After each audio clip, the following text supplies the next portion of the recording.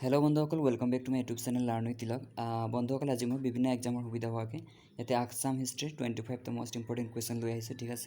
যেহেতু অসম DLED লগতে অসমৰ বিভিন্ন ধৰণৰ সৰু সুৰা এক্সাম আৰু গ্ৰেড 3 গ্ৰেড 4 হেল্থৰ বিভিন্ন ধৰণৰ এক্সামসমূহ হ'বলৈ গৈ আছে ঠিক আছে তো তাৰ বাবে আমাৰ অসমৰ হিষ্ট্ৰী খুবেই ইম্পৰ্টেণ্ট তো তাৰ বাবে আজি মই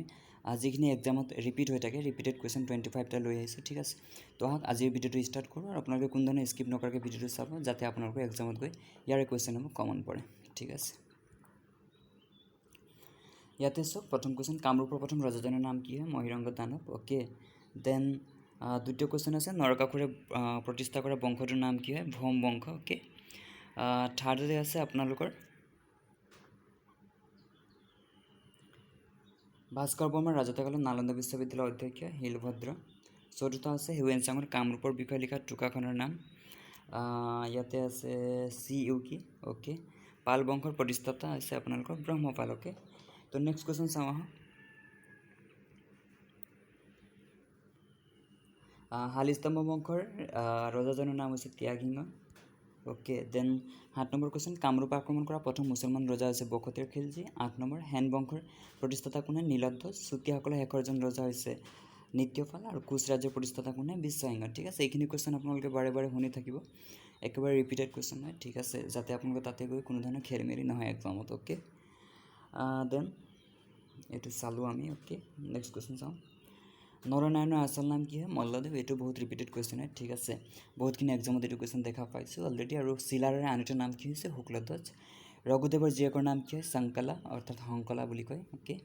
কোচ ৰাজ্য কেতিয়া বিভক্ত হৈছিলে এইটো বহুত ৰিপিটেড কুৱেশ্যন হয় ওকে 1581 অৰ্থাৎ 1581 চনত আহোম শাসন আৰম্ভ হৈছিলে 1228 চনত আৰু আহোমসকলৰ বিভিন্ন ধৰণৰ কুৱেশ্যন আপোনালোকে আহে ঠিক আছে আপোনালোকে চেনেলটো লাগি থাকিব ইয়াৰ আহোমসকলৰ বিভিন্ন সৰু সুৰা কুৱেশ্যন যিখিনি এক্সামত ৰিপিটেড হয় মই গোটেইখিনি লৈ আহিবলৈ চেষ্টা কৰিম ওকে দেন নেক্সট কুৱেশ্যন চাওক প্ৰথম আহোম স্বৰ্গদেউ কোন আছিলে চুকাফা ওকে চুকাফাৰ বিষয়ে আপোনালোকে ভালদৰে জানি ল'ব কেতিয়া আহিছিলে ওকে ক'ত প্ৰথম আহিছিলে ওকে এনেকুৱা ধৰণৰ কুৱেশ্যনখিনি আহি থাকে শেষৰজন আহোম স্বৰ্গদেউ কোন হয় পুৰন্দৰ সিংহ এইটো আপোনালোকৰ 100% চান্সেছ আছে এইটো কুৱেশ্যন অহাৰ ওকে প্ৰায় ৰিপিটেড আৰু মেক্সিমাম ৰিপিটেড কুৱেশ্যন এইটো ওকে কোন স্বৰ্গদেউ প্ৰথম হিন্দু ধৰ্ম গ্ৰহণ কৰিছিলে জয়ধ্বজ এইটো আহিছে অলপ দিন আগতে অসম পুলিচৰ কুৱেশ্যনত এইটো আহিছে ওকে আহোমসকল কোন নৃগোষ্ঠীৰ লোক টাই মংগোলীয় এইটো মনত থ'ব দেন শৰাইঘাটৰ যুদ্ধ কেতিয়া হৈছিলে 1671 চনত কাৰ মাজত হৈছিলে আহোমসকলে সেনাপতি মোগলসকলে সেনাপতি ঠিক আছে এনেকুৱা ধৰণৰ কুৱেশ্যনখিনি ৰিপিট হৈ থাকে আপোনালোকে মনত থ'ব ওকে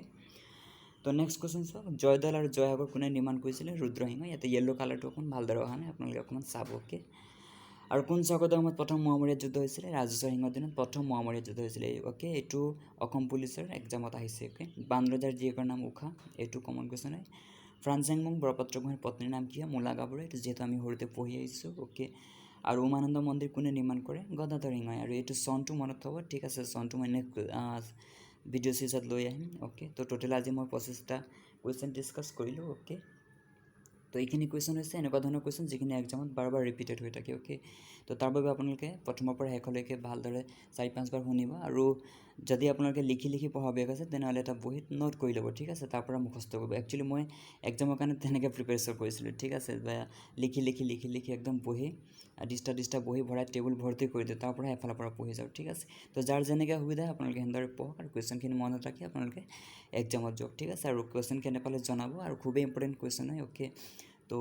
যদিহে চেনেলটোত কোনোবা প্ৰথম আহিছে চেনেলটো ছাবস্ক্ৰাইব কৰি থ'ব যাতে আহিব লগা সময়ত মই আপোনালোকৰ কাৰণে এনেকুৱা ধৰণৰ ভিডিঅ' চিৰিজসমূহ লৈ আহি থাকিব পাৰোঁ আপোনালোকৰ সকলোবোৰ এক্সামত হেল্প হয় ঠিক আছে ভিডিঅ' কেনে পালে প্লিজ জনাব আৰু ঠিক আছে আজিলৈ ইমানতে ক্লজিং কৰিব বিচাৰিছোঁ ভিডিঅ'টো চোৱাৰ বাবে ধন্যবাদ